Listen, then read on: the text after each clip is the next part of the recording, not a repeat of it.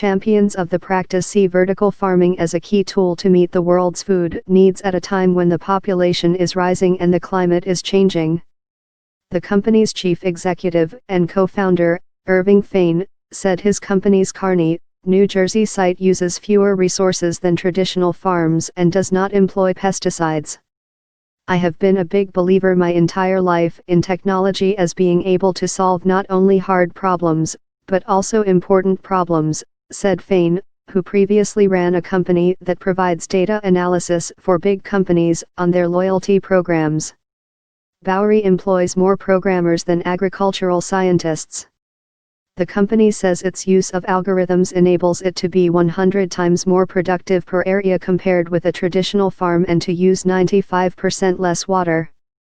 Lower electricity costs. A key component has been LED bulbs, which have enabled indoor farmers to drastically cut electricity costs. But Bowery is also making heavy use of robotics and artificial intelligence to keep prices under control.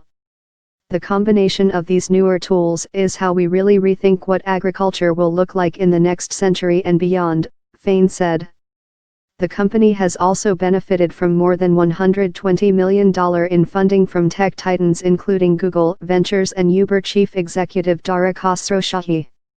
The Silicon Valley connection has also boosted San Francisco-based Plenty, another prominent vertical farming company, which has garnered more than $200 million from Amazon chief executive Jeff Bezos, SoftBank, and others. US-based Crop One and Emirates Flight Catering have launched a $40 million joint venture to build a giant vertical farming facility in Dubai. Profitable. The world's biggest vertical farm is in Newark, New Jersey, and operated by AeroFarms. The company, founded in 2004 and considered a pioneer in the sector, remains privately held and does not disclose financial data. But the company says it is now profitable after a series of fumbles. David Chong, founder of the noodle restaurant brand Momofuku, is an investor. AeroFarms exclusively uses company-made technology that has now made its way to China, the Middle East and Europe, said its co-founder Mark Oshima.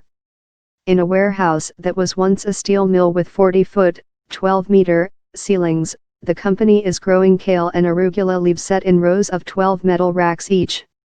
The roots are suspended in the air as they are intermittently irrigated while the leaves bask under LED lights. AeroFarms experiments regularly with lighting and nutrients with an eye towards finding the optimal recipe for each plant and developing the best algorithm.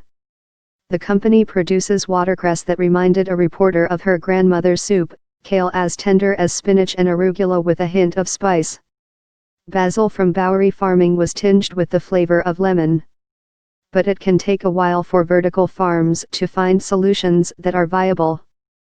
But entrepreneurs in the business are confident in their prospects as more young people in cities express worry about climate change and pesticides. Vertical farming is not the solution to food security, said Gordon Smith. It is one out of the possible solutions. Critics of vertical farming say it has a large carbon footprint due to heavy use of lighting and ventilation. But defenders say that this negative impact is more than offset from the benefits of lower water use, the location near population centers, and the non-use of pesticides. A bigger issue may be the limitations of the output itself, at least in terms of nutrition.